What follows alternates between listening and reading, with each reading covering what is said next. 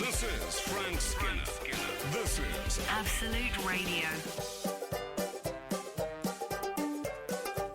This is Frank Skinner with bulbs. I have Emily Dean and Pierre Novelli with me. You can text the show on 81225. Is that right? No, that's untrue. My God. 81215. I just thought maybe it was 25 because we're in Scotland. Dialing code change. Oh, man. Follow the show on X and Instagram at Frank on the Radio.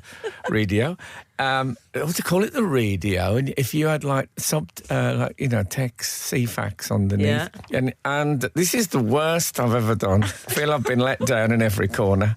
Email the show via frank@absoluteradio.co.uk. I'd stick with that if I was you. The rest is open to interpretation. Oh, anyway, we are in Edinburgh. Yep. Come on now, everybody!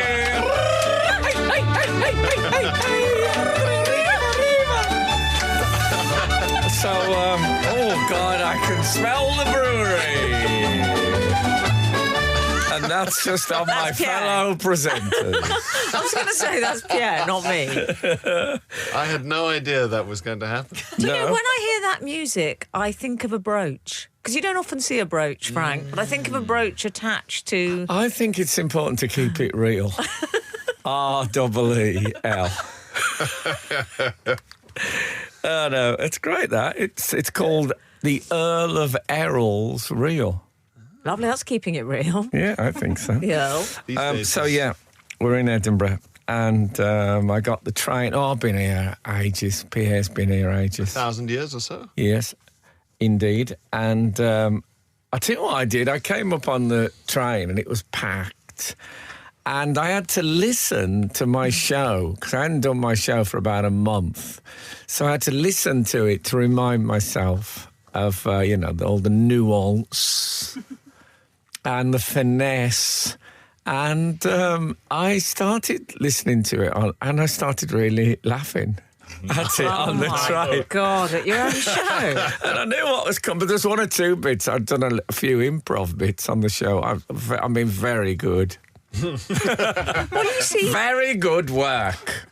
I respect your honesty. You were telling us only this morning that your Terry had something to say on the subject of people that looked in the mirror. My oldest brother, Terry, was a very handsome young man, would look in the mirror and say, when he was a teenager, I look amazing.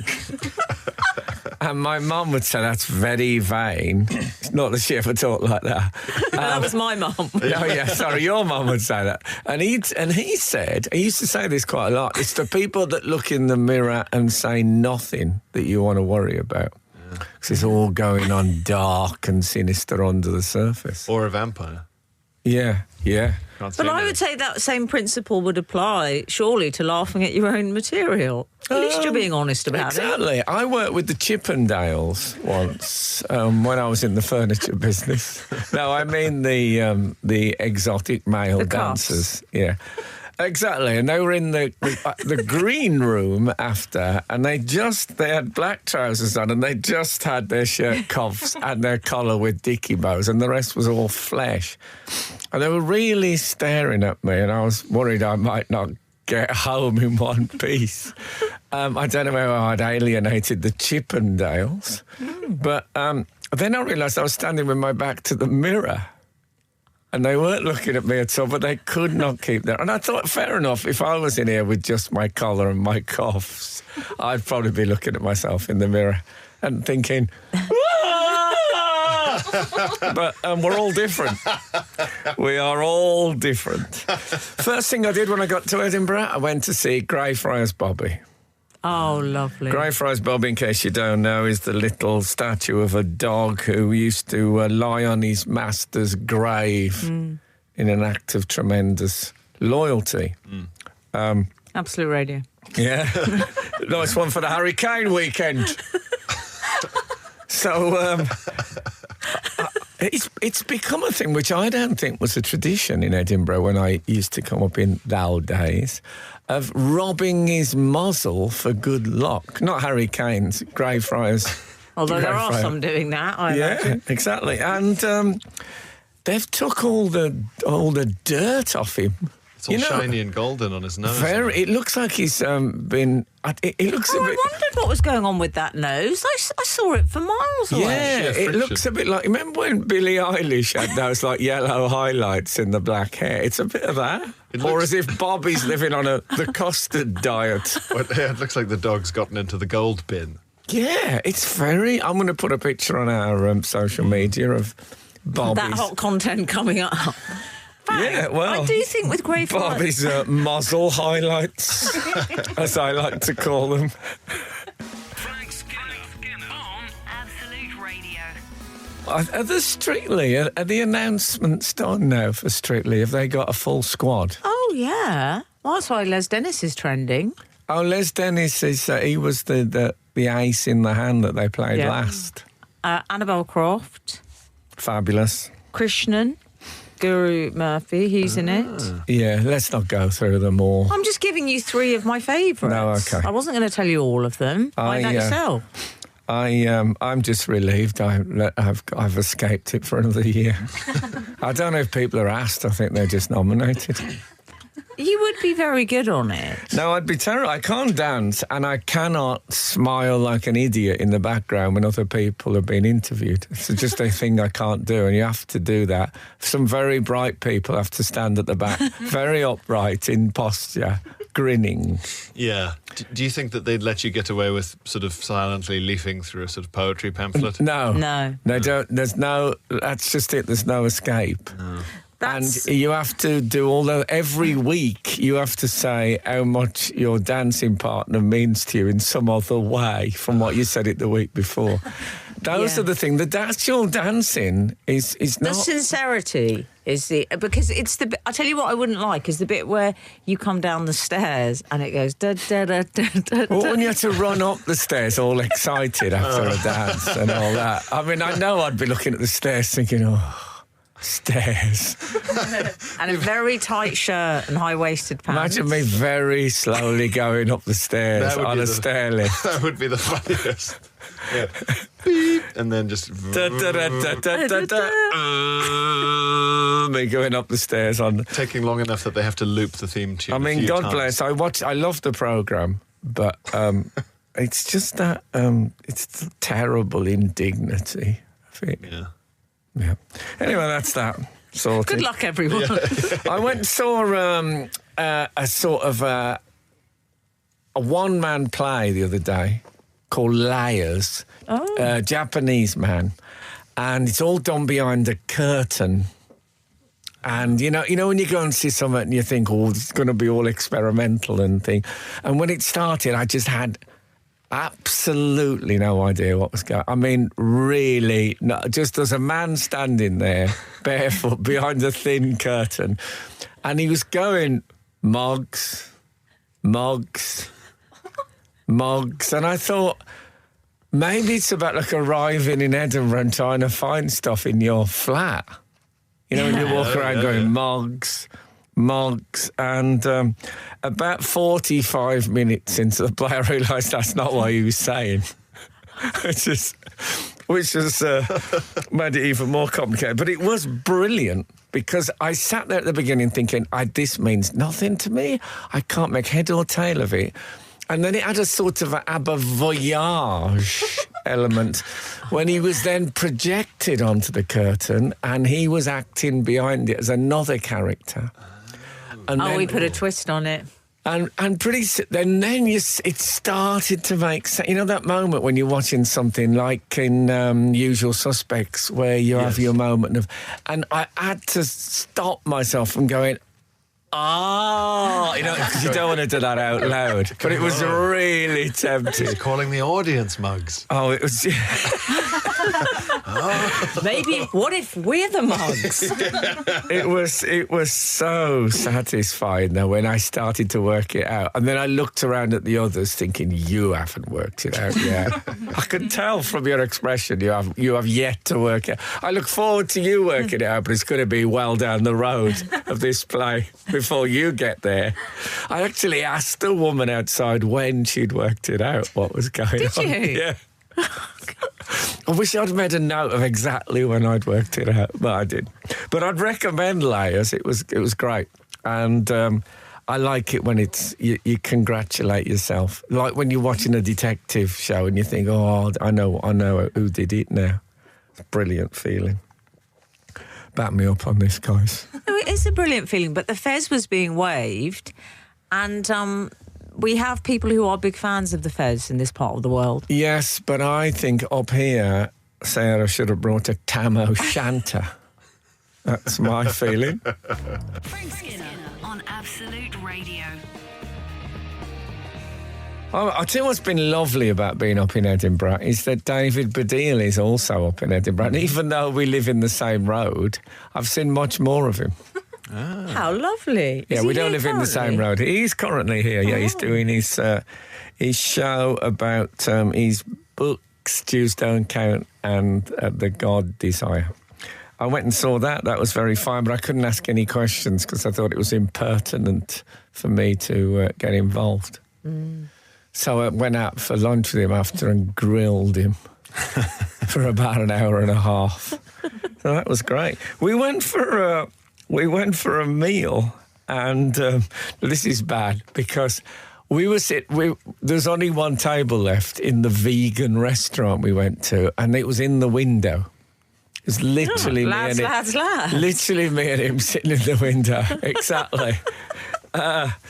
Norman Rockwell painting. Yeah. It's not very loaded cover.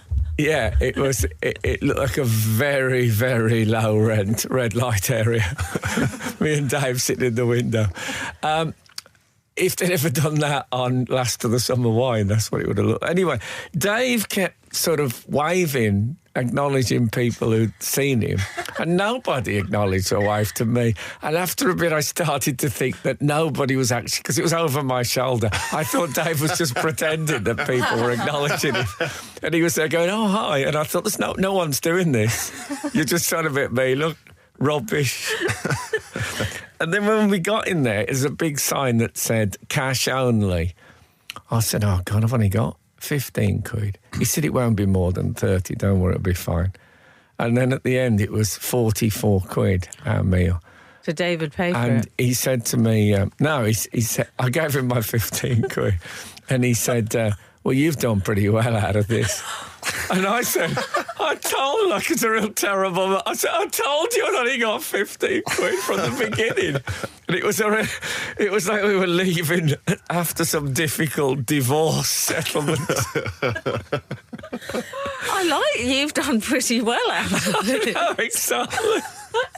A cunning vegan restaurant scheme. Oh, man. It must be It Fringe was- must be the busiest time for them. What, for the vegans? I thought you were going to say for Baddiel and Skinner. It was busy. Yeah. But Frank, it was. I went to a show yesterday which I thought would really appeal to you because it's a puppet show. Oh, I've already done 2 puppet shows. Have you done thus 2 far. puppets? Do you know we love puppet shows? I learned. I Okay. learned because Can I say I dragged Pierre to one? Which puppet Because- show did you see without me? Well, it was. This was South African themed, and I thought, who would I like to watch this with? And then I found Pierre, and I said, "Do you know the?" And I did the pronunciation. There's a J.M. Coetzee novel that's been turned into a puppet show. yeah, Oh.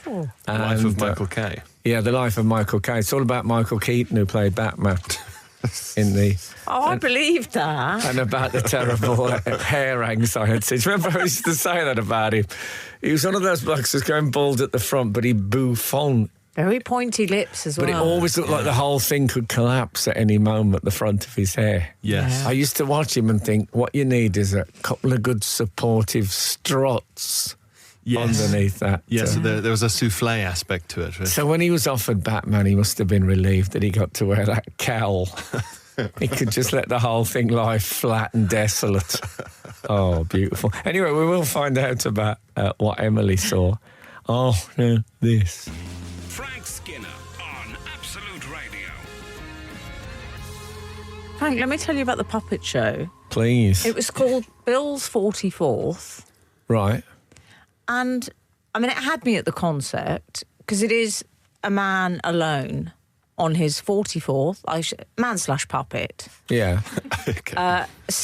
celebrating in. I should put that in marks because he's depressed. He's on his own. He's sitting in his flat, and it had two people operating it. In black trousers and black tops. I love. Do you like that? I love all that. See, in Michael Caine, they didn't. They were just there.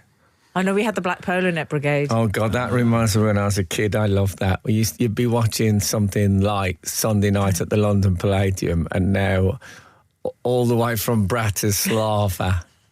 And then it would be a puppet thing. And as a kid, I'd watch these puppets. And at the end, these blokes would take or a bloke and a woman usually, would take their hoods off. And you go, where the? And they were just suddenly there. But they didn't bother with that in the life and times of these had Michael the Caine. black polo nets, black, slightly Strictly Come Dancing, high-waisted trouser. Oh, yeah. Man and a woman. Always. The show itself, brilliant, highly recommend, exceptionally funny and quite moving in parts. Oh. However, what I do not recommend is the audience member who chose to sit next to me, a latecomer, an American. Who said, "Can I grab this?" What could possibly go wrong? What was she asking? The chair next to me. Thank goodness. What could go wrong? He looked fine. That was a guy, okay. Yeah. Maybe looked like he'd imbibed a bit, but, a lot of people have at this festival. He sat next to me within 30 seconds, Frank. I thought, oh, Lord, what have I done?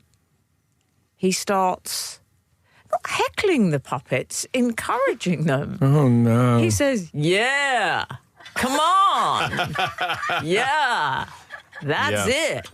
Like it. Oh, My no. Lord. This went on no. and on and on. This is a very American thing. Is it? But he kept going, yeah. And then he said, that's what I'm talking about. Yeah. In the puppet show.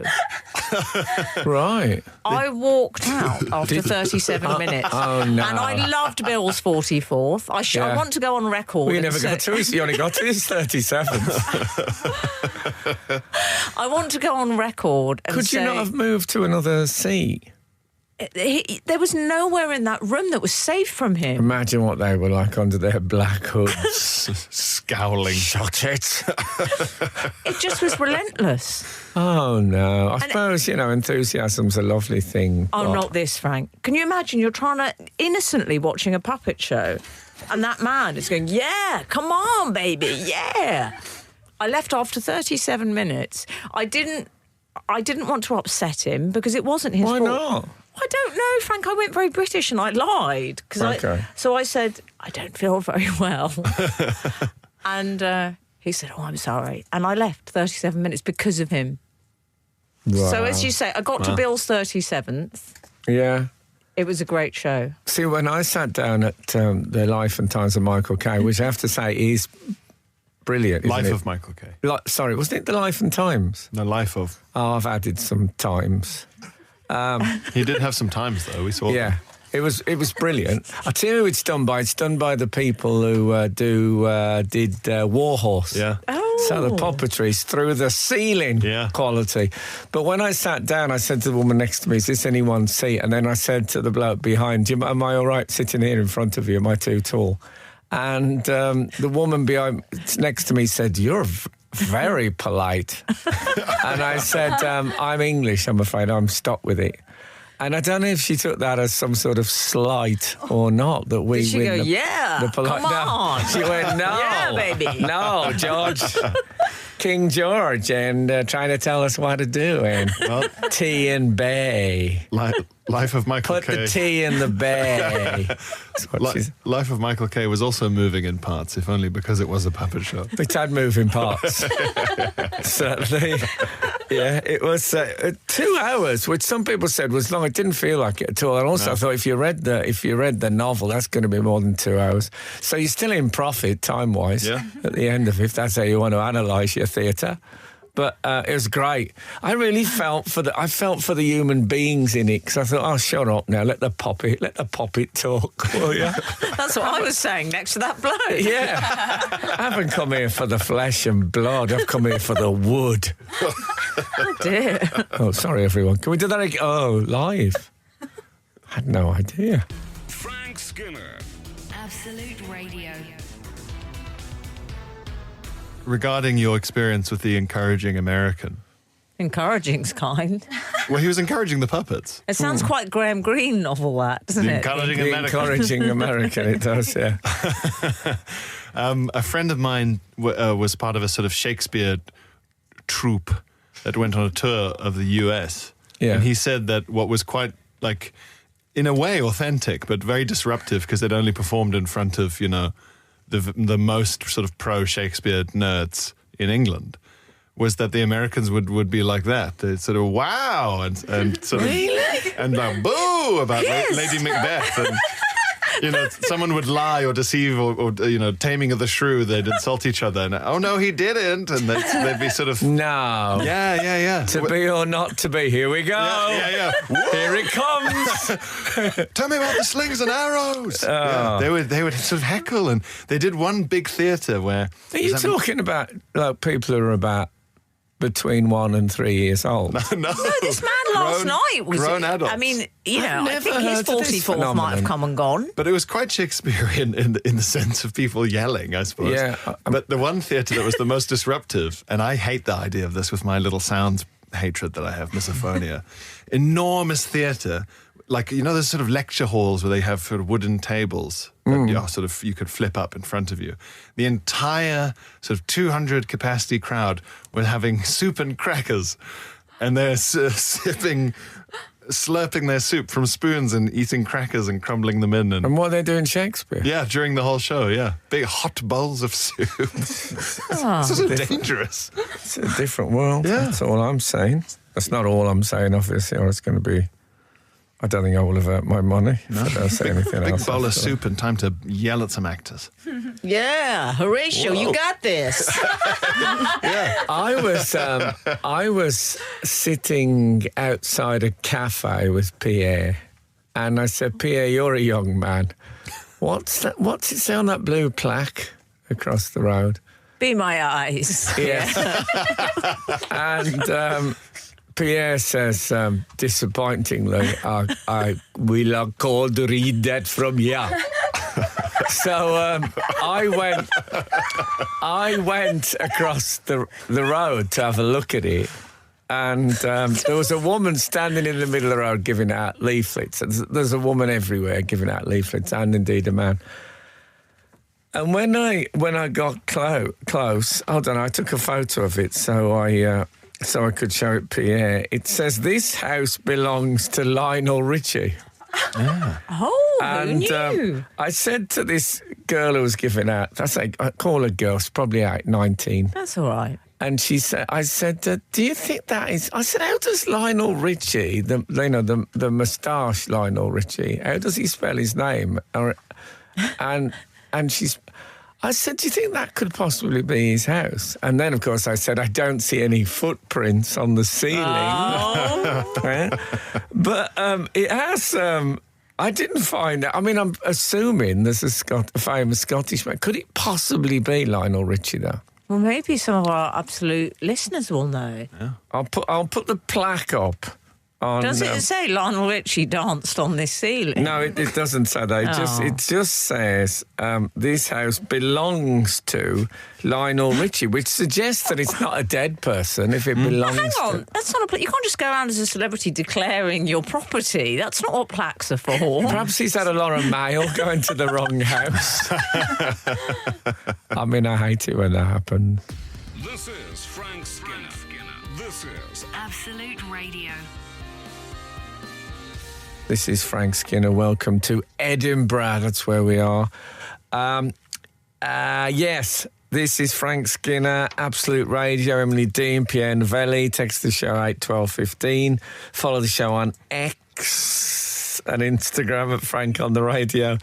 Email the show via frank@absoluteradio.co.uk. Follow the show on X. Can't we do something about that? For following the show on X. I don't like it. Sounds a bit babes So what or it something. sounds like we think our readers can't write. Or the website formerly known as Twitter. That could be a sort of... Well, it sounds too, as I've said previously, it's a bit, I'm waiting for your call. I don't like it. Yes. Oh, yes. I don't like it, Frank. Regarding the Lionel Richie plaque, just quickly, Daff Anderson on Twitter, X, has absolutely nailed it. Said, well, why don't you... Oh, knock he on-" nailed it. He said, well... Quite high. Yeah, he's tall. Yeah. Said, well, why don't you knock on the door and see if he says hello? Well, wouldn't he then say, is it me you're looking for? Do you know what? He's got an answer for everything, Yeah. Lionel. Yes. We have had some... Has anyone actually explained? Yeah. few people, Derek Parish, about the beginning of the century, Oh, Lionel not him, Richie then. thought he had Scottish heritage. Oh, he means Oh, this century. of course. Yeah, okay. It's not that old, surely. Derivatives of Scottish spelling Richie, Right. Derek says. We've had other people, haven't we, Pierre? Have you seen this, who've been in touch with other explanations? Martin. Well, what about Graham? You kick off with Martin. Martin said, the Blue commemorative plaque scheme is run by Historic Environment Scotland, and its website states recipients have to be dead for at least 20 years and born more than 100 years ago. A spokesperson said it had, quote, no involvement in the placing of the Richie plaque. Oh. Quite a bit of judgment in that, no Controversial. involvement. Rogue placking. Rogue I'd watch placking. that show on Channel 4. Yeah. Would you? Yeah. I'd love rogue placking. Rogue placking. Yeah, there's somebody saying, what's it called? Dom, that guy. Yeah, so he's been up the wall now. I mean, that could fall down any time, that plaque. Yeah. It's the wrong blue. Is that the right blue? No. And he was born 99 years ago. So let's have a look here. Chaz and Dave, it says. But does Lionel Richie have a connection with that Well. building? You see, Graham Booth says, hold on. He doesn't say hold on. I added that for Atmos. Okay. But he does say, that's outside his house here in Hartlepool. So there's the same plaque is in Hartlepool. And it said it's common knowledge he moved from here to Alabama when he was 4 years old. So Lionel Richie is... Is he UK born? Is he from Edinburgh then, or Hartlepool? No. 8, 12, 15. No. Is this all lies? Is it a This is hoax? all lies. It's nothing to do with Lionel Richie. Well, he's certainly Does not from anyone know Hartlepool. Lionel Richie? He's from Alabama. You must know. You're very well connected, Frank. I've never met Lionel Richie, I don't think. What's your closest connection? If you had to, if I literally said now, Frank, my life depends on it, can you get a 6 degrees of separation for me to Lionel Richie? How close could you get? Oh, I've interviewed Donna Sommer. Do you think she knew Lionel Richie? Elton John, you Yeah. know. Elton John. Does he know Lionel? Who knows Lionel Richie? He's got a lot of friends in the business. This plaque is right above Pierre's gig. It is. Yes, it is. And yet it takes an old man to spot it on the wall. Is that the thumping of a broomstick I hear from Lionel Richie during my show? Yeah, exactly. Keep it down! Not a Lionel Richie Stomping on impression. the ceiling. So we don't know really what it's There's about. all sorts of theories coming thick and fast. John Scullion, it's Edinburgh. Oh, it's like the end of China. Oh, It's yeah. Chinatown. It's a joke or worse, a cult. He thinks there might be it's related to a cult, the Lionel Richie. Yeah, that seems... Well, there was a framed picture of Lionel Richie on the steps of the National Museum of Scotland was placed there. Oh. There's a lot of Richie-related mysteries. Oh. I'm worried we're going to get into some terrible... somebody will be saying it's to do with the stuff that comes out the back of aeroplanes. There is a spectre haunting Scotland, Yeah, exactly. and it is Lionel Richie. I wonder if he's on the ghost tour.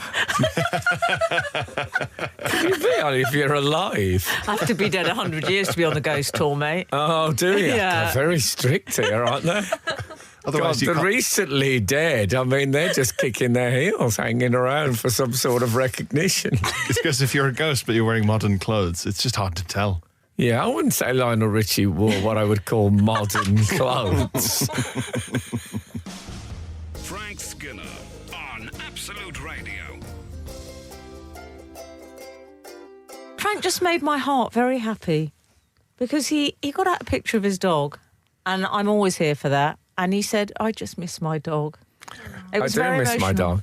In fact, what I've done, there's a rug. I don't know if I should Don't say this. mention any openly. male presenters. There's a rug in my flat which is a similar colour to my dog. So I folded it into a dog shape and put it on my sofa to stop me from feeling lonely. It does look brilliant, though. Oh, does it? I you might put seen that picture the up rug as dog? well. I've seen the rug dog in a photo form. Oh, Frank, I need pics or it didn't happen. The We rug have to dog. share that picture because it Frank does look... Skinner's rug dog. I'll put it. I mean, do you need to see the dog to get the? You don't need to see the No, dog, do you? I don't want to. I don't want the dog getting kidnapped. I think rug dog is realistic on its own merits. Are we calling it Rug Dog? now? Yeah. No, it's called Frank Skinner's rug dog. Frank Skinner's rug dog. Yeah. That's my show next year. I'm just showing it to Emily. We will share this Yeah. with you presently. It's excellent. Frank. By the way, I got an electric kettle for my dressing room because people say, Congratulations. "What's your prep before show?" You know, do you do like Alexander technique and stuff? And I have a nice cup of tea. That's my thing. And I got electric kettle. It says on the box, "Hey!" exclamation mark. Let's heat things up. Is it an American watching Shakespeare? What a brilliant idea. Yeah, I hadn't thought of that, but how shall I do it? Oh, hold on. What else is in this box? Yeah, hey, exclamation mark gets its own line. I hate that Well, sort this of is thing. what they do. They personalise. There's a name for this, which Pierre will probably know, but it's to do with, the personification of products now. So like a fruit, a smoothie will say, "Hi, meet me. I'm the hell." And you think, don't personalise yourself. I'm going Yeah. to drink you. Oh, there's that sort of comical ingredients Yes, as well, when exactly. it says things like 8 contentment. bouncy blueberries. Oh, yes, and all that. Frank, Robert Cowie has been in touch. Reticence on the ingredients list. Yeah. Robert Cowie, Frank. Robert Cowie. Okay. Yes, has been in touch. Robert's seen your poster on the streets of Edinburgh. Oh, yes. This is for 30 Years of Dirt. Morning, Frank and friends. When we were out and about in Edinburgh last week, my 4-year-old daughter, Presley, I think you're going to approve of that, Yeah, that's nice. was keen to find the posters for the shows which we were going to be seeing together. During this hunt, she asked what show my wife and I were seeing. I said it was your show, Frank. She then became desperate for us to find one of your posters too. Once found, there was no stopping her, as on every subsequent espying of another of said posters, she shouted, "Frank Skinner!" very loudly. Good. Although your reputation saw your run sell out before the Fringe even begun, a lovely I use of wasn't the going to form, bring it up, but Robert did. I am doing extra shows on Saturday evenings. Well, Robert continues, I do hope that sales for your extra dates will have benefited from this audio advertising as well as the traditional posters. Well- That's Robert Cowie. Very much looking forward to seeing the show on the 14th of August. Robert will be coming. That Dunno. poster was designed by my partner, Kath, and lettered by my child, Bars. He chose the font and placed the font. I did not and all know that. Yes. Oh, it's one of your best. So Travelling family with show. that and my dog rug, I don't feel Becoming a too... bit of a cheeky girls operation. I don't feel too desolate. Cheeky girls. The family Skinner. Oh, yes. I like this. Sort of travelling show. Yeah. I was born in the middle of a travelling show. Mama used to dance for the money they'd throw. Papa would do whatever he could. Do you remember that? It was, I think it was Cher's first solo hit. Was it? It's not. Oh. Gypsies. I don't know if Oh. you can even say what it was called now. Yeah. I was My- going to say, are we allowed to say? My younger sister was obsessed with that song. Yeah? Yeah. I think... I think only at Thieves. least- She just called it Yeah, Thieves I now. think you'd have to call it Thieves. So it'd go, oh, Thieves. That's what it call us. Thieves. Yeah, I think you really are struggling with that. And that's why we don't play it much on Absolute Radio. That's never struck me before. I'm really looking forward to when Thieves gets cancelled and you just can't even introduce it. Frank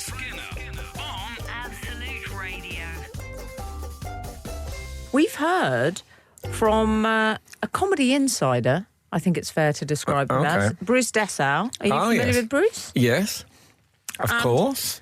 Bruce, it doesn't surprise me to hear that Bruce knows what's going on down here, up here. Is it Richie News? Yeah, okay. I love how you familiarised yourself with it already. Richie News. Bruce Dessau. Nice to know it's still there. Right. The plaque. It was a prank from a few Fringes ago, I think. Oh. The funny thing is, if it's the one on Blair Street, it should really be a plaque about the second most famous Lionel. Who would that be? Blair. Lionel Oh, Blair. Yeah, Blair Street. Of course. I was thinking David Baddiel, whose middle name is Lionel. Is it? Yeah. Also, What was I his think... mother's maiden name? Do you think if Lionel Messi's listened to this, he's thinking, hold it. Who are the three most famous Lionels? Well, it's got to be Messi. Lionel. We could exclude... I think we've named... I think it is Richie. Is it Messi, Richie, Blair? Messi and Blair. Oh, what about David? Well, yeah, but his middle names don't count, I don't think. You can't be middle naming your way to these lists, can you? No, I mean... In this day and age? You'd have to be... If you was desperate for Lionels, you might put him in as a, as a stopgap. Isn't there another famous actor? I can't remember who it is. There is one. There'll be more. Yeah, but there was Lionel Jeffries. Oh, that's it. That's who I'm thinking. Was he in Chitty Chitty Bang Bang? I Frank? think he was. He was all bald hair and whiskers and blustery English older Imagine being man. described that way. Old bald hair and whiskers. I think Martin Jarvis said to me... Oh, no, that was Donald Pleasance, who was another bald man. He went to see... I think Martin Jarvis said to Martin, I love an actor's. Martin Jarvis said to me that he went to see Olivier's Othello. I know. Oh, dear. We didn't know. And with... come on. With Donald Pleasance. And at the end of it, Donald Pleasance said, well, we have seen a great Othello, but I'm not sure we have seen a good one. Oh, Brilliant. Absolutely brilliant. Wow. what? You tell him. We're getting a lot of people have been very inspired by Frank Skinner's rug dog. Oh. And anyone who wasn't listening earlier, where were you? Yes, I'm missing my dog, so there's a rug in the flat that looks a bit like my dog. It's folded in the correct... It's sort of... pet anxiety origami. And a lot of people have sent in, sort of cheering you up, I guess, pictures of their dogs looking like rugs. Oh, that's... I mean, if that's what you were after, you could have come a bit closer to home, obviously. Yes. I don't want anyone wiping their feet on their dog or anything of that nature. No confusion. But it's hard because you expect to miss your family. But like I said to you, when I first got the dog, I don't feel the love. You said, where is the love? Where is the love, yeah. And I liked it, but I didn't feel the love. But now I feel the love. Oh, that makes me so happy. But, it'll still be there when I get back, almost certainly. When they don't have our span, it's no good pretending they do. But, yes, we are. Let's be optimistic. Frank Skinner. Frank Skinner. Absolute Radio. Frank, I need to tell you, I went to see Pierre's show last night. Oh, yeah. It's true. For And a vo- I for- requested a warning as well. I wanted to know when you were coming. Yeah? It's interesting that because I don't really like to know when people are in. I remember someone said to me that they'd said to Tony Adams said if ever you want to come watch an Arsenal game, when he was playing, he said, I'll sort you a couple of seats. And they said, great. He said, but don't tell me when you're coming. You think there's like 60,000 people. Tony Adams Coy. Exactly. Oh, Dale Barwick. You're missing Lionel Bart. Oh, yes. You are. I am, we all are. Consider yourself all right. Yes. Yes, I went to see Pierre last night. I should say, for avoidance of doubt, I have already seen Frank's show. I cover both my boys. I saw Frank's in London. I think I gave it 11 stars, didn't I? Yes, you saw it with Lucy Pinder, I if did. I remember I correctly. did. And I gave it 11 stars. We all know what's been said. I don't need to add to the praise. No, let's concentrate on Novelli. Well, guess what, Frank? I just did Novelli last night. The girls, the producers, they did the double. It's a bit like Barbie Oppenheimer. You know, they were calling it Barbieheimer when people were seeing both. What would be our That's Skinnellie. portmanteau? Skinnellie. Of course, They did the Skinnellie double. I won't say which is Barbie, which is Oppenheimer. You be the judge. I think I'm Barbie, definitely.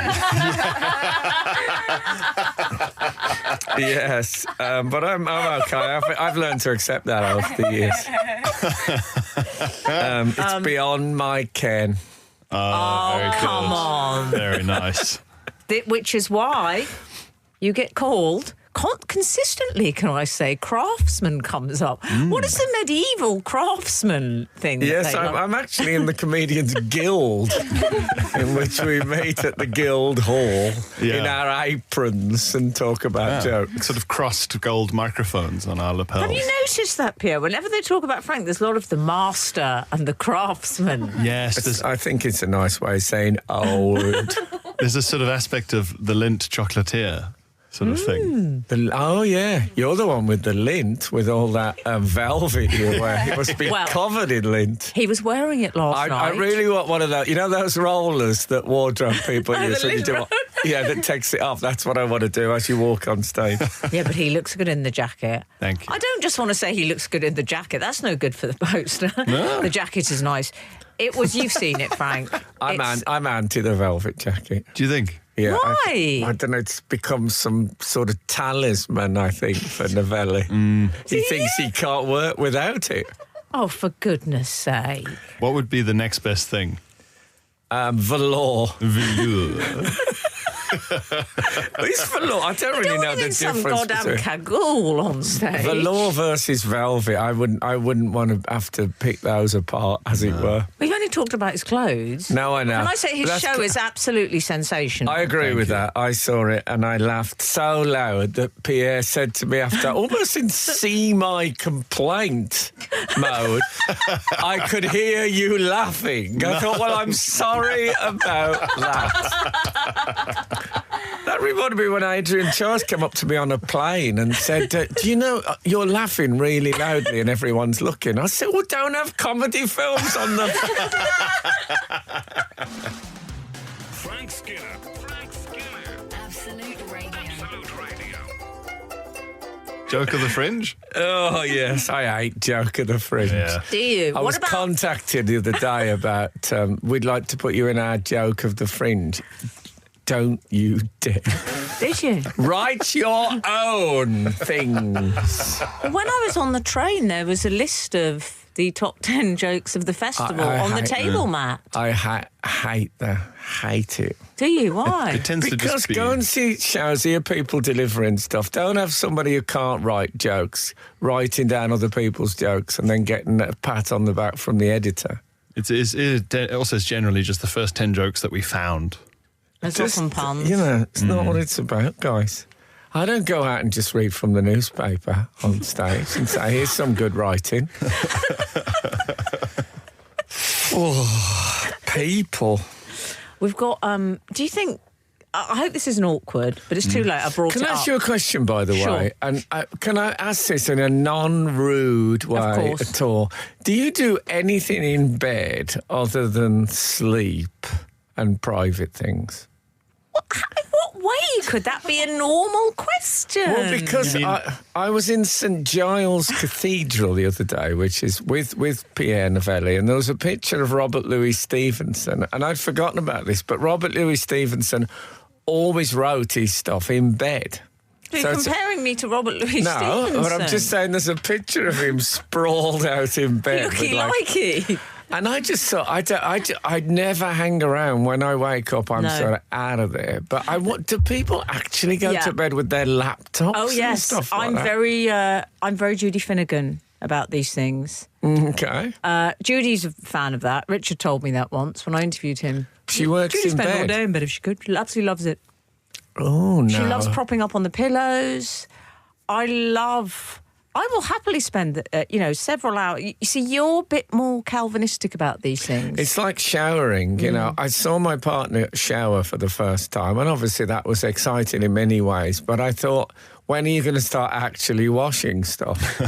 She just stood like she was at a bus stop for about 10 minutes and then got out again. I thought, what, Aldi? Have you forgotten? We do that in the bath as well. Yeah. I mean, not together. I don't do that line in the bath thing. Yeah, the big Absolute Radio bath. Yeah, exactly. Can you imagine if that was mandatory? That was part of our contract. The boss is on his way down today. But by we'll now, be discussing that. we've been doing it 15 years. Now we wouldn't even think about it. We'd just jump in there and be sitting around. If it was an essential part of the job, would you do it? If we had to do the Absolute Radio bath. We'd have a lot of content. Speak for yourself. We'd have to love. Yeah, exactly. I don't have much content. I don't even raise the level of the water when I get in the bath. Yeah. I'm not going anywhere near my content. Thank Don't you. worry about it. But I honestly, if we'd done it since the beginning, we wouldn't even think about it now. What, the Absolute Radio bath? We'd just be in the bath after chatting about, did you see that thing on Well, on that's what I'm HBO? worried about. Yeah. I think who would be the most confident approach to get into the bath? Who'd be first? I think Pierre, definitely. Do you think? And Dave Yeah. Berry.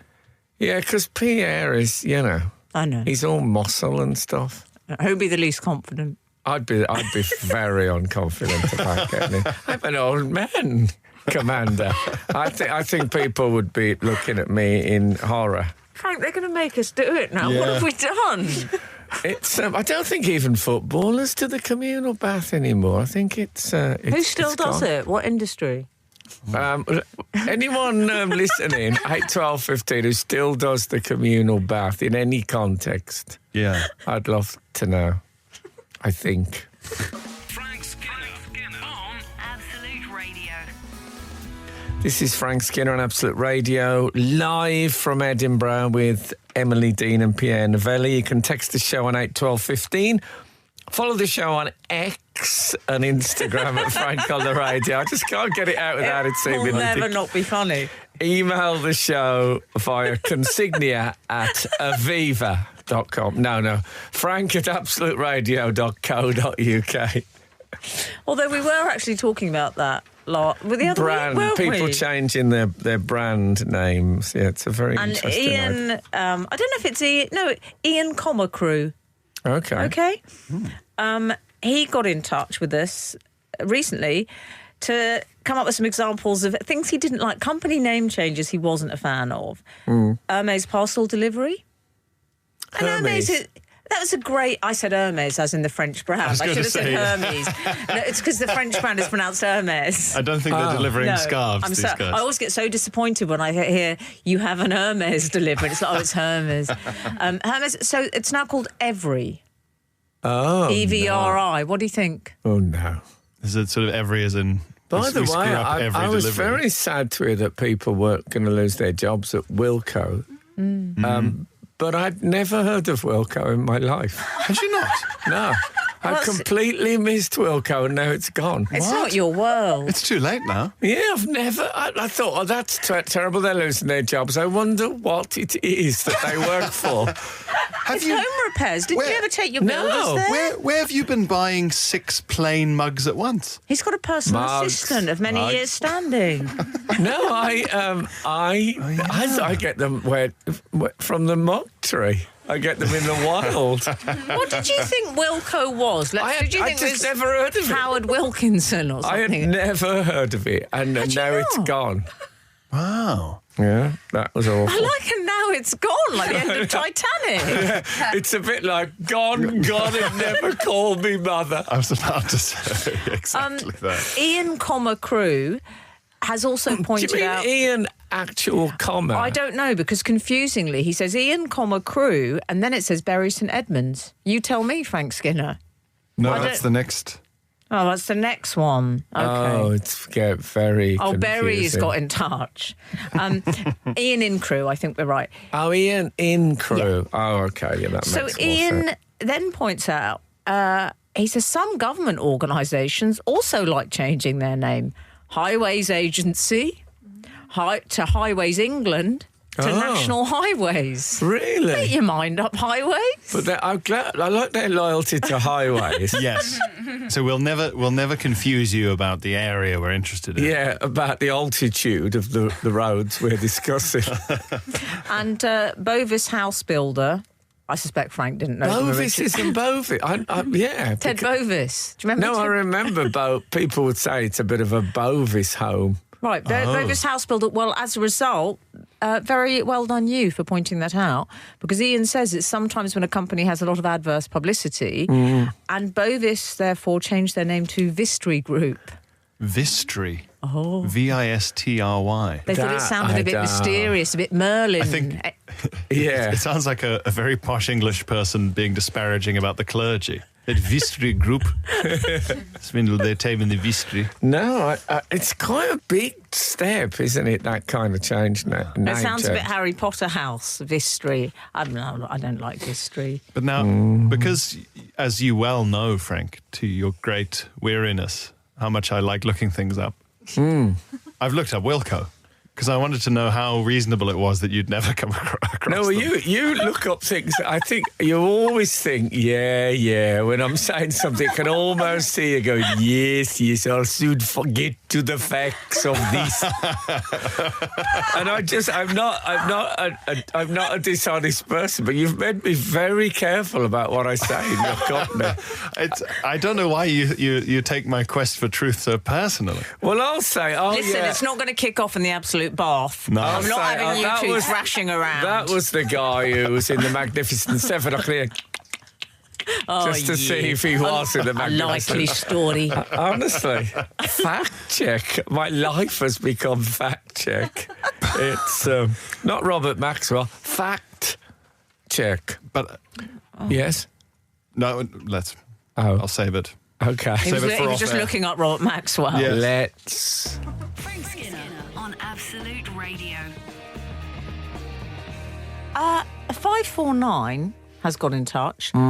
Guys, I've had the odd invite to go to parties where hot tubs are involved. Right. I don't get This it. is from Prince Andrew. Oh, my God, Frank, please. Sorry. Please control yourself. Hot The boss emotes. is coming in today. I don't get it. Sat there, knee to knee, with friends in my cosy.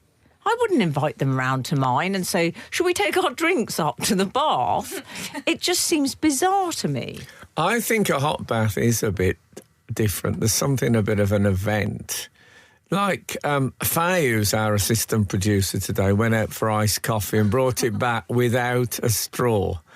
Now, to me, once you put a straw in something, it's party time.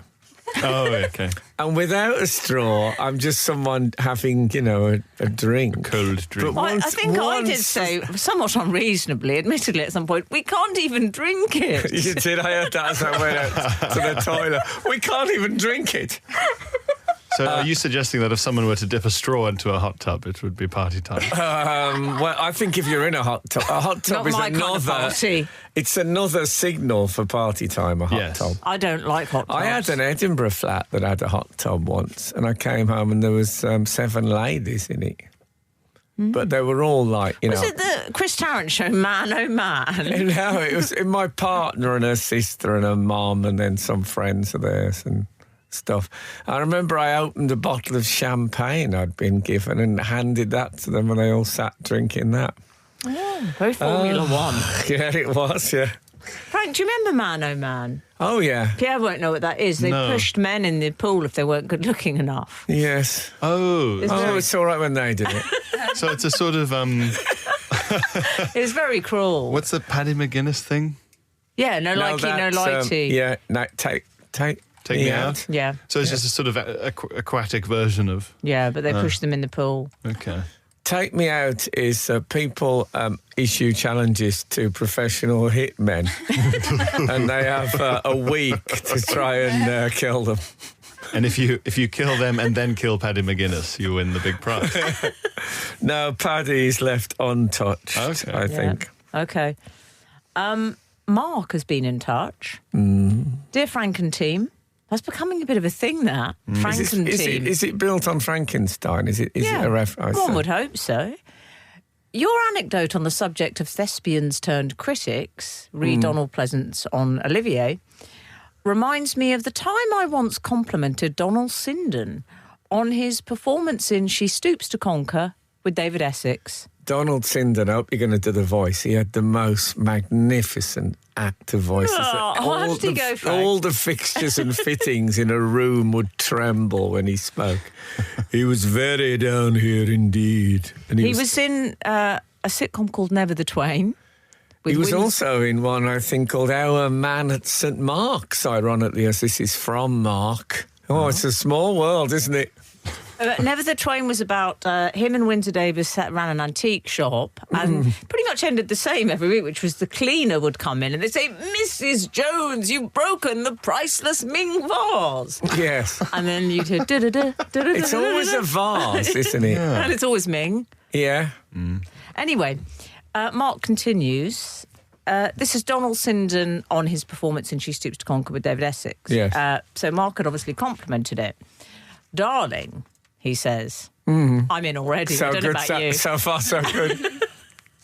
So Yes. Sinden, so far. Darling, he says, I'd rather think you saw David Essex perform with me, not the other way around. Oh, wow. I was struck by the fact that round was actually pronounced rind. Right. The other way around. Billing is everything in these matters, Yeah. isn't it? Yeah. Best wishes and enjoy Edinburgh. I remember when Tom Stoppard was on a plane and we had a bit of a weird bang on the plane and the plane dropped about 30 feet and everyone was terrified. I still don't know what it was. And as I got off, I said, if the plane had gone down, Tom, who do you think would have got the headline? And he said, that rather depends on the newspaper. Frank Skinner on Absolute Radio. Frank, I had a flyering incident yesterday. Everyone's familiar with this concept, aren't they? There are a lot of people giving out leaflets for their shows in Edinburgh, and I believe it's called flying. Flyering. Flyering. Is it? I did 6 years before the mast. Flyering my own stuff. It's What does before the mast mean? like that's how they say you were in the Navy. Oh, I don't 10 like years it. before the mast. They're trying to make it all cool before the mast. And did you say, come and see my show, did you do that little kind of song or something? No, I had some patter, but Yeah. the easiest flyering I did was at my very first Fringe because I was dressed as a pirate, and it's a recognisable brand. People know what they're getting with pirates. You are quite pirate, but you're more sort of... He's more... Can you get Nordic pirates? Of course, Vikings. Okay, oh yeah. You're one of those. Yeah. What about... Some sort of Nordic pirate. It's my new name for them. That's can what you they imagine are. that at Lindisfarne? What's that boat? Could they be... Well, they look Nordic. Can they I also just seem quite say- political. But Can I just say they they'd all should be Geordies, wouldn't they? Ah, well, Why, what's that aye. boat? Nordic pirates? What, female pirates? Don't you seem like Frank, please. Sorry. The boss is here. Sorry. And also, I think they should rebrand themselves as Nordic pirates. Yes, It yeah. sounds much Don't less keep saying it now. I've heard it said in a northeast accent. It'll never be the same for me. Well, Anton Deck haven't said it yet, but it's about much less aggressive sounding than Vikings. Yes, I'm just that's true. saying, if there's anyone from the PR for the Nordic Yes, pirates, sorry. we prefer the term Nordic piracy. Vikings has No got one the- called the Vikings when they were around, though, did they? No, they waited until their back was turned. That's how they get you. Yeah, I think it only means like travelling around. It means pirate, Viking. Yeah, but it's got raiders. a very negative connotation. Yeah, we believe it is very I negative. don't think it does mean pirate. Does it means not? like pirate or raider, because you can have Vikinger from Frisia, from the Dutch islands. They don't Oh, here we necessarily go. mean Nordic. Well, anyway, okay. Oh, you too. I think it just meant, travelling around, Does it? visiting places. What, are you suggesting it's I think it was blank, used as a blank, and verb that thieves? people went Viking. Oh, does that mean like going In going summer, it was postal or something? but it always trading and raiding. Okay. Swap some combs. Is that your ex bio? Trading and raiding. Yeah. Swap some combs. Chop some heads. Frank, let me tell you about this What flyer. was your patter for the pirate show? Can you remember it? Remember your pirate patter? It was a mime show. Oh, So- was it? I would- I'm already interested. I'd say silent pirate play, and that would be enough odd words that people would sort of go. And then would you be silent? We did try that. That did work for a bit as well, sort of miming things. Yeah. Okay. But what Nice. happened with your... Well, this flyer, he came up to me outside your gig where I'd arrived, Pierre, which is cool, by the way. Is it? Why are you laughing? Why are you laughing? Okay. Because Frank Skinner just said Nordic pirate.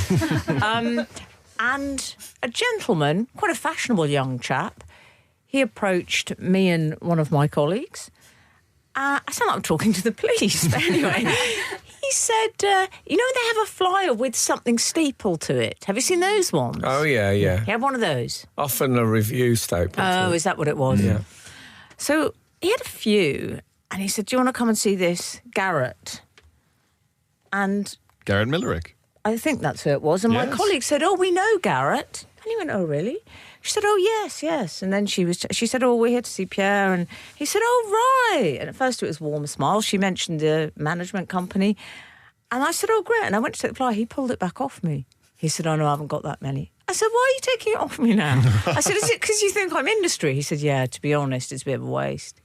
That's very conscientious of him, though. So he said, I haven't got that many. And I said, are we not allowed because you think we're like insiders? He said, yeah, is that really? I think he'll do well, but Garrett Miller could be delighted to know there's only a tiny amount of flyers to hand out. Or left, maybe. Because he's doing maybe so that. well. Could be Yeah. doing so well, yeah. I remember when I used to hand out, I remember being dressed as a Victorian gentleman handing out Sweeney Todd the Opera flyers in Stafford Town Centre. Sorry. And I was there conscientiously for about 6 hours, and when I walked away, I passed a waste bin that was overflowing with them. I could have eliminated the middleman, arrived, put them in the bin, and then gone for some refreshments. Frank Skinner. Absolute Radio. I went to see another puppet show. I went Shadow Puppets. Oh. But not like many years ago, I remember there was a magician who I used to work with in the comedy clubs who did the same 20 minutes for years and years. And then I saw he was doing an Edinburgh show, and I thought, I'd love to see what else he's got in his 20 minutes. So he did his 20 minutes very slowly for 40 minutes. And then he did, and here's Next Door's Dog. And he put an overhead projector and put his hands, that with the thumbs represented ears. No. And he did rabbits. 20 minutes of that stuff. Oh, here comes an eagle. You're kidding. No, exactly. What? And what was the crowd's reaction to this? Indifference. Cold indifference. Well, I'm glad to hear it. Yeah, well, there you go. Anyway, this was a very different experience because this is when they cut them out of cardboard, that kind of thing. It was brilliant. It was a couple. She was Japanese and this guy was an American who lives in Japan. I don't know if they were a couple, but as we said, there's something about puppetry that brings couples together. Yeah. So he'd written it and she'd cut out and designed all these bits of cardboard. And the whole thing was about an evil owl character who did look a bit like Roy Hodgson, but I think that was accidental. And I like the sound of the evil owl character. yeah, he banned sleep. He put a curse on this place. And no one slept. And there was part of me thinking, is that a curse? That'd be quite good, wouldn't it? Depends if you still wanted to sleep. They had underground sleepies where people went into this bar and just put their heads on the tables and slept. And there'd be police raids. And they'd all say, no, we sell coffee. We're all very lively and stuff. So he wouldn't let anyone go to bed, yeah. Was he Bez in the 90s, essentially? It reminds me that there always used to be a story in magazines like Ravalli and Titbits when I was a kid. There were sort of scurrilous magazines that my mum and dad used to read. And it was always about there be a farmer who hadn't slept for 20 years. Remember this story? Yeah. A bloke who never needed to sleep. And I used to think, God, that'd be brilliant. Yes, they were praised. In the days before sleep hygiene, these people were praised. Yeah, well, it would be brilliant. You'd suddenly get an extra 8 hours. I could make my own puppets. I really did come away from this. I really come away thinking, you know what, I'm going to do one of these next year. Oh, yeah? I'm going to do a shadow puppet show. What would your curse be? What curse would your owl? Well, I was thinking I couldn't steal their owl curse thing. I was thinking of doing Dracula, but then he doesn't cast the shadow. It'd be really confusing. Very difficult. But it was brilliant. It's called Shadow Kingdom, and if you're in Edinburgh, it's not a kids show. There were kids in there. You know, when kids are all like talking, saying, "Oh, I know, I do want to go. Oh no, can we have some?" And then when it started, they all went really quiet and got drawn in. It's like the guy I watched the puppet show. Oh, no, it's not like him. Because he didn't shut up. But I saw this guy the next day giving out leaflets, and I said, I saw the show yesterday, it was brilliant. And he just looked at me like I was being ironic. Did he? Yeah. There was a bit of a lean back in his eyes where he thought, is this man mocking my carefully crafted You were with me, weren't you, when I told... No, he did look like, I get Well, it's an autobiographical. He hasn't slept in 3 years. Oh, He's absolutely shattered. Yeah, well, he suddenly went, an enormous pellet came out of his mouth. Glad it was his mouth. Frank Skinner. Absolute Radio. Absolute Radio. I bought a lovely biscuit tin yesterday. You know, I think it's my... Episode of Coronation Street. I went to the Grayson Perry exhibition at the Scottish National Gallery, which is just one of my favourite exhibitions I've ever been to. To go see that. And you could buy a biscuit tin with Grayson Perry in a countryside scene, leaning on a wall with like a headscarf and a tweed skirt, looking like. First, it looks like the Queen, and then you think, "Oh no, that's Grayson Perry." It's one of my favourite. I love a tin. I love an ornate tin. You're in the right city for it. I've got a. It's actually a lunchbox, but it's of tin. And it's a Buffalo Bill lunchbox. Oh, man, I love it. I just love to hold it and listen to that of the tin. So I went to the exhibition. Very, very good at art. Who is? Grayson Perry.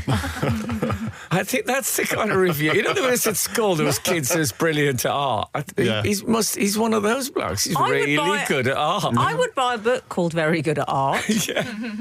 Curated forward by Frank Skinner. It was, honestly, it was brilliant. I loved it. And... that's the sort of feedback that you give at the end of something where you're quite tired, but you have enjoyed it. And as you leave, you say to Grayson, "You are very, very good at art." Well, he wasn't straight into there. a cab. But 2.5 hours I was in there. Ooh. You say that, but you both would like that. Sorry, Frank, to interject. If someone said, as they left your gig, "Frank Skinner, you are very, very good at comedy." Oh, yeah, I'd be Great. delighted. Absolutely delighted. Have a biscuit tin, I'd say. Something about the bluntness of it would make it seem more true as well. Traitor Blunt. I think you just can't get round the fact that he makes pots. What I kept thinking of, imagine having to transport pots, though, to some... You'd be terrified, wouldn't you? Anything, but don't make me... As I said, if you get a comedy and anything valuable is knocked over, it's always a pot. Never the twain. Yeah. But, I'd recommend it. It was brilliant. But I'll tell you something happened to me. Do you know The Road by Cormac McCarthy? A book which is in many ways brilliant and in many ways so upsetting that I had to go out and have a walk around the local shops to remind me that there wasn't a dystopian world out there. And there's a bit in it where these starving father and child find under the ground tins of baked beans and tins of fruit, pineapple chunks, and you think, oh, wow. Well, it was in the National Gallery, and I was talking to the curator of the exhibition, and he said, "Oh, I'll show you. This is we have lectures here. This is the lecture theatre." And it was like that. I'm at the Edinburgh Fringe, and there's a 200-seater room unused by any comedians. Just there, lovely seat. I said, "Do you know what you've got here?" And he said, "I suppose we could." I said, "But it's a 200 seats. It's perfect. Don't tell your manager. Expire. Well, he said he might mention it at the next meeting. Honestly, it was like discovering a treasure trove. A beautiful, padded, upholstered seats, a raised stage. Can you imagine? Look at Pierre's face. He can almost see himself in there. I've never seen him like this. You're stretching your legs on this. Oh, you could get some jokes in here. Oh man, I tell you, I couldn't believe it that there's any room in Edinburgh that hasn't been used by the Fringe, and there it was, perfect.